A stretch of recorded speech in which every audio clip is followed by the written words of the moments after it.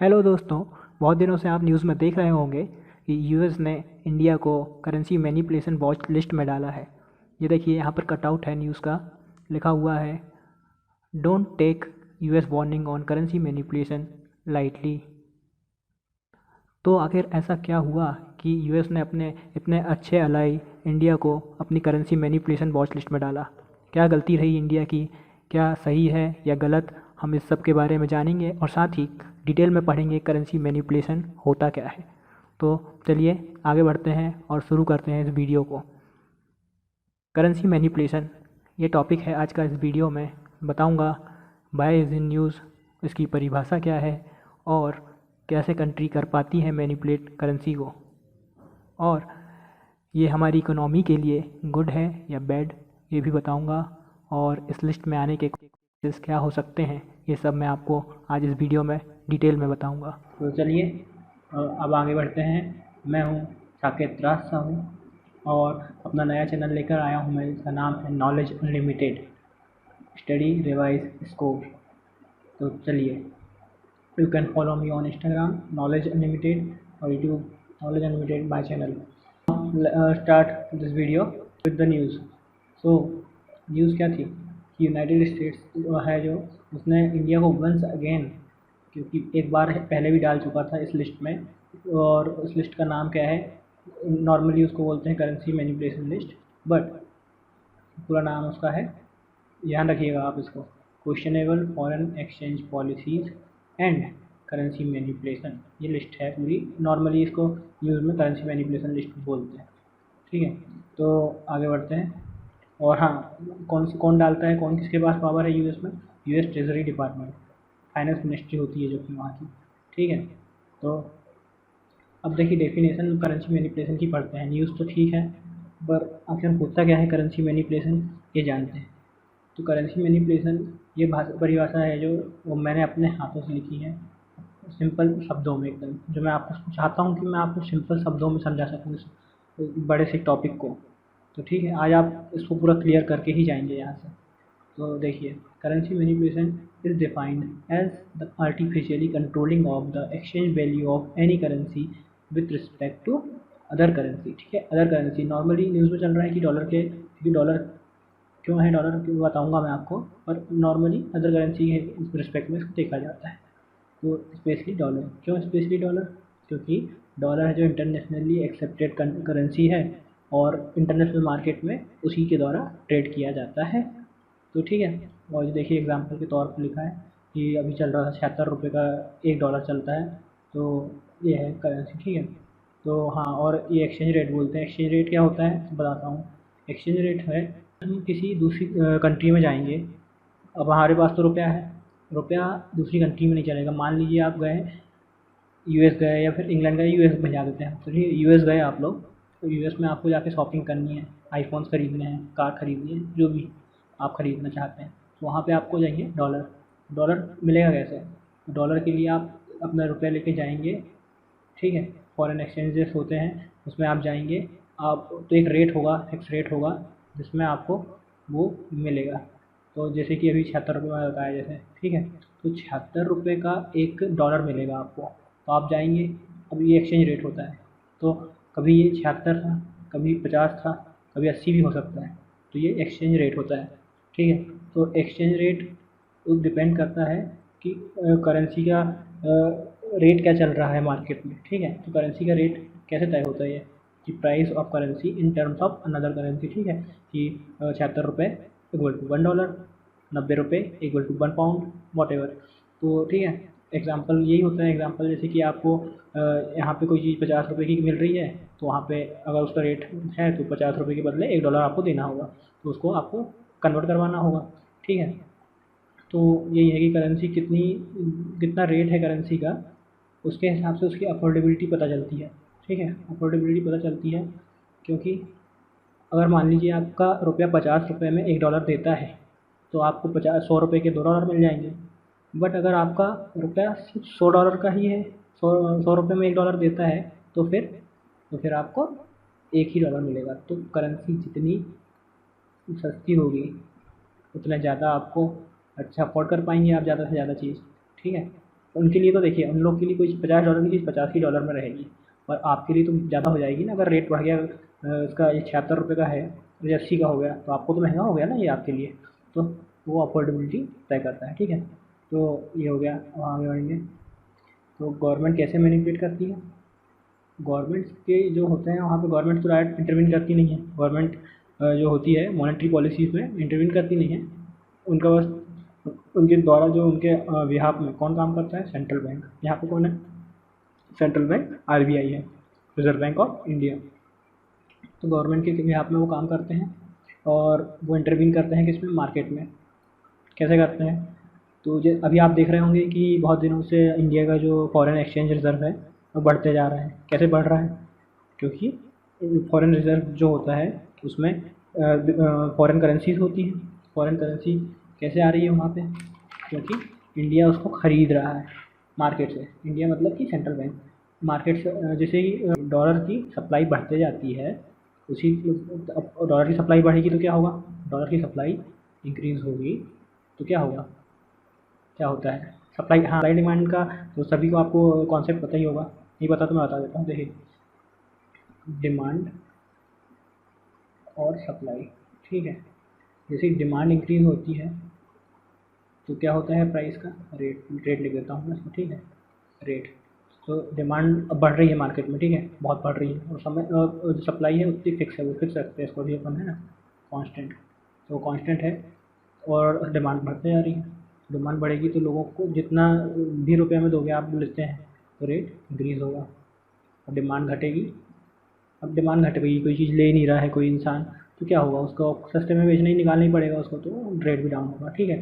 तो मतलब क्या हुआ कि demand is directly proportional to rate. But supply में क्या होता है, सप्लाई इंक्रीज़ होगी तो अब जैसे बहुत सारी चीज़ आ गई, ठीक है, मार्केट में संतरे ही संतरे आ गए, अब आपको खरीदना है, ढेर संतरे हैं, जो चाहे वो मिल जाएगा, तो आप क्या चुन के लेंगे आराम से, तो चॉइस है आपके पास बहुत सारे, तो आप मन चाहे अपने मन से रेट बनाएंगे, उन लोगों के मन से नहीं चलेंगे। तो उससे क्या हुआ, सप्लाई बढ़ने से रेट डिक्रीज़ होता है, मतलब कि ये इन्वर्सली प्रोपोर्शनल है, ठीक है, इन्वर्सली प्रोपोर्शनल, समझ गया। तो ये होता है। तो अब देखिए यहाँ पे अभी क्या होता है कि जैसे ही मार्केट में डॉलर की सप्लाई बढ़ गई, तो बढ़ गई तो रेट क्या होगा रुपए का, जो रुपीज़ है, इंडियन रुपीज़, वो स्ट्रांग होने लगेगा रुपया, क्योंकि डॉलर ही डॉलर हो गया तो डॉलर के तो रेट डाउन हो जाएंगे। डॉलर वीक होगा तो रुपीज़ तो स्ट्रांग होंगी, इंडियन रुपीज़। तो इंडियन रुपीज़ ज़्यादा स्ट्रांग होंगे तो हमको तो दिक्कत होगी, किसको होगी दिक्कत, इंडियन रुपीज़। हमको तो अच्छा लगेगा कि ठीक है, अरे क्या बात है, ₹50 एक डॉलर हो गया, पहले तो 70 का था, तो हम लोग खुश हो जाएंगे। बट जो एक्सपोर्टर, ठीक है, उनके लिए होता है लॉस, वो बताऊंगा मैं आपको आगे कैसे होता है।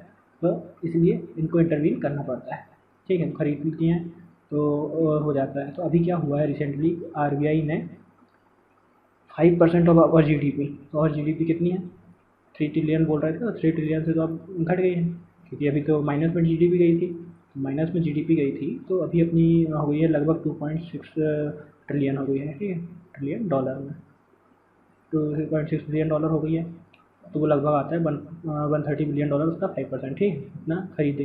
तो इतना सारा एकदम से खरीदेगी अगर डॉलर, तो थोड़ा क्या होगा, रुपीज़, फिर रुपीज़ डाउन में हो जाएगा, क्योंकि रोक लिया ना उसने आरबीआई ने, ठीक है। इसी इसमें शक पैदा हुआ है उनको, और उनको मैनिपुलेटर लिस्ट में यूएस ने डाला है, ठीक है। बहुत सारे लोगों को डालती है, चाइना तो है ही पुराना खिलाड़ी है चाइना, जिसमें करता ही रहता है वो ऐसा, ठीक है। अभी पिछली चाइना तो डाला ही रहता है उनकी लिस्ट में, ठीक है, तो है ना। अब ये देखिए, गुड है या बैड है वो बताएंगे हम। गुड है, अब आप बताइए क्या होगा अगर रुपीज़ जो है, रुपीज़ हमारा इंडियन रुपीज़, उसकी वैल्यू बहुत ही ज़्यादा डाउन हो गई, मतलब डाउन यानी कि 100 रुपये का हो गया एक डॉलर, ठीक है, 100 रुपये में आता है 1 डॉलर। तो फिर क्या होगा, अगर हम लोग घूमने जाएंगे बाहर, इंपोर्ट कराएंगे, कुछ ऑयल इंपोर्ट कराएंगे, तो हमको तो ज़्यादा रुपये देना पड़ेगा, तो it will be loss for us, ठीक, तो दिक्कत है, तो ये भी नहीं चाहते हम। और अगर ये 50 का हो गया या फिर 20 रुपये का हो गया, मान लीजिए कम से कम ले लेते हैं, स्ट्रॉन्ग हो गया रुपीज़ बहुत, और 20 का एक डॉलर होगा, हम तो खुश, चलो भाई आज विदेश घूमने चलते हैं, 20 रुपये में एक डॉलर मिल जाएगा। बट जो एक्सपोर्टर्स होते हैं, एक्सपोर्टर्स को क्या करना है, सामान बेचना है बाहर ले जाकर, उनको होगी दिक्कत। कैसे होगी दिक्कत बिल्कुल बताऊँगा मैं आपको, टेंशन मत लीजिए। तो देखिए मैं एग्ज़ाम्पल देता हूँ कि देखिए गुड फॉर एक्सपोर्टर, ठीक है, क्यों डिप्रिसिएशन। तो अगर आप यहाँ पे 50 रुपये किलो का एक किलो आम खरीदते हैं 50 रुपये में, ठीक है, इसको आपको ले जाना है यूएस में बेचने जा रहे हैं, और 50 रुपये का अभी चल रहा है, मान लीजिए 50 रुपये का चल रहा है $1, तो उन लोग को कितने मिलेगा, $1 का 1 किलो आम मिल जाएगा।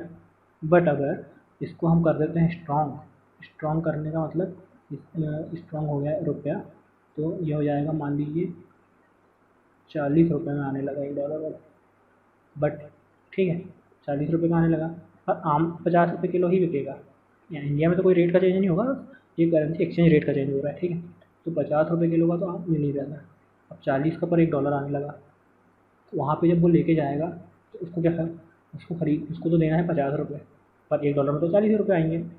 तो 40 लिया उसने, ठीक है, 40 देगा, 40 इक्वल टू $1 प्लस 10 रुपये का और एक्स्ट्रा, 10 रुपये का कितना होगा, $0.25, ठीक है, $0.25 और देना पड़ेगा, मतलब कि उसको टोटल देना पड़ा $1.25। पहले तो 1 का मिल रहा था ना उसको, तो उसके लिए तो महंगा हो गया विदेशी के लिए। वो क्यों लेगा, बिल्कुल नहीं लेगा, क्योंकि सामने वाला जो है चाइनीज़ दूसरी कंट्रीज़, वो तो बेच रही होगी सस्ते में उसके हिसाब से, क्योंकि उनकी करेंसी का एक्सचेंज रेट अपने को नहीं मालूम, वो चल रहा है। तो इसीलिए एक्सपोर्टर को हो जाएगा लॉस, उसका सामान नहीं बिकेगा यहाँ पे, ठीक है, समझे। पर इम्पोर्टर के लिए उसका उल्टा होता है।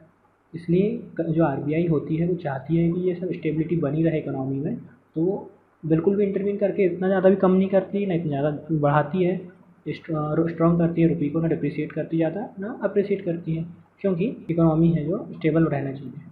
बहुत ज़्यादा कम ही होना, डिप्रिशिएट होना भी दिक्कत है, बहुत ज़्यादा अप्रिशिएट होना भी दिक्कत है। इसलिए उसको मैनेज करने के लिए जो सेंट्रल बैंक होते हैं वो इंटरवीन करके मैनिपुलेट करते हैं करेंसी, ठीक है। तो इसलिए हमको ये अवॉइड नहीं कह सकते, दोनों चीज़ होती हैं। हमारे यहाँ इम्पोर्टर भी बहुत सारे हैं, एक्सपोर्टर भी बहुत सारे हैं, तो हमको एक मिडिल पाथ हमको अपनाना होता है। तो मिडिल पाथ कैसे आएगा, ऐसे कि बहुत ज़्यादा ना कम हो ना ज़्यादा हो, ठीक है। और यूएस के साथ क्या होता है हमारा कि हम नेट एक्सपोर्टर हैं, तो यूएस को हम लोग ज़्यादा एक्सपोर्ट करते हैं, इम्पोर्ट कम कराते हैं उनसे, तो हम लोगों को सरप्लस में पैसा आता है हमारे पास। बहुत कम कंट्रीज़ हैं ऐसी जिनके पास हम सरप्लस में रहते हैं, क्योंकि बाकी इंडिया तो टोटल नेट इम्पोर्टर कहलाता है, ऑयल में हम लोग बहुत सारा खर्च करते हैं। तो जो यूएस के साथ जो ट्रेड होता है उसमें हमको होता है फ़ायदा। तो फ़ायदा होता है, तो अगर हमारा स्ट्रॉन्ग रहेगा रुपीज़ तो हमको तो लॉस होगा ना, हमको तो चाहिए ₹20, क्योंकि एक्सपोर्टर है ना, एक्सपोर्टर लोगों को फ़ायदा है, एक्सपोर्टर को फ़ायदा। इसीलिए यूएस को दिक्कत है कि आप लोग हमसे एक्सपोर्ट कर रहे हैं इतना सारा और रुपीज़ को स्ट्रॉन्ग होने नहीं दे रहे हैं आप लोग, तो आपका मतलब ये मैनिपुलेट है ना, मैनिपुलेट करना है, ठीक है। तो इसलिए वो लोग डाल देते हैं हम लोग बहुत सारे कि यूएस जो है काफ़ी बड़ा एक्सपोर्टर है सारी दुनिया से, चाइना से भी बहुत बड़ा एक्सपोर्ट कराता है, चाइना से भी और सब कुछ, पर इंडिया से भी कराता है, ठीक है। आगे कॉन्सिक्वेंसेस क्या है, इस लिस्ट में आने के कॉन्सिक्वेंसेस बता रहा हूँ। तो अब आप सोचेंगे कि इस लिस्ट में आ गए अब क्या होगा, सैंक्शंस लग जाएंगे हमारे ऊपर। अभी S-400 पर जिस टर्की के ऊपर सैंक्शंस लगे हैं, म्यांमार के ऊपर कुछ भी गलती होती है सैंक्शन, मतलब सैंक्शंस तो लगाने का यूएस का काम ही है। तो क्या इससे भी सैंक्शन लग जाएंगे आप लोगों के ऊपर? जी नहीं, ऐसा कुछ होता नहीं है। करेंसी मैनिपुलेशन की एक सिंपल से मॉनिटरिंग लिस्ट है उनकी, वो तो उसमें कोई सैंक्शन आते नहीं हैं, ठीक है। तो सैंक्शन आएंगे नहीं, बस क्या होगा कि वो जो अपनी इमेज होती है कंट्री की, तो उस पर डेंट पड़ता है कि अब ये थोड़ा मैनिपुलेशन करते हैं, ये थोड़ा फेयर ट्रेड करते नहीं हैं, कुछ सोचेंगे लोग, बस बाकी इतना कुछ होता है नहीं। तो बस इतना ही हो सकता है, बाकी कुछ होगा नहीं। कंक्लूजन में हम क्या कह सकते हैं, कंक्लूजन यही है कि हम लोग सॉवरेन नेशन हैं, सॉवरेन बॉडी है, सॉवरेन कंट्री है, हम लोग जो चाहें वो फैसले ले सकते हैं, ठीक है। तो कोई हमको बताने के लिए हम चाहते नहीं हैं कि हमको कोई बताए, कोई डिक्टेट करे हमको। और अमेरिका का क्या है कि अब सुपर पावर है, हम लोग सुपर पावर है कहने के लिए वो सबको अपनी अपनी लिस्ट बना के रखे हैं उन लोगों ने और डिक्टेट करते रहते हैं, बाकी ऐसी कोई बड़ी प्रॉब्लम होती नहीं है, ठीक है। तो बस इसलिए समटाइम ज़रूरी होता है कि एक्सचेंज रेट को हम मेंटेन करते रहें, नहीं तो अनस्टेबिलिटी आ जाएगी इकोनॉमी में, और फिर बहुत बड़ा लॉस हो सकता है उससे, ठीक है। तो thank you, like share and subscribe मेरा चैनल नॉलेज अनलिमिटेड। पहली वीडियो थी और अच्छा रिस्पांस आएगा, मैं और भी वीडियोज़ बनाऊँगा, आपको अच्छी लगी कमेंट सेक्शन में बताइए, और किस टॉपिक में मैं और वीडियो बनाऊँ। और ऐसा नहीं है इकोनॉमिक्स पे ही बनाऊँगा, सारे सब्जेक्ट में बना सकता हूँ, बस आप बता दीजिएगा कौन सा टॉपिक है, मैं और भी वीडियोस अभी ट्रायल बेसिस पे डालूँगा, ठीक। धन्यवाद।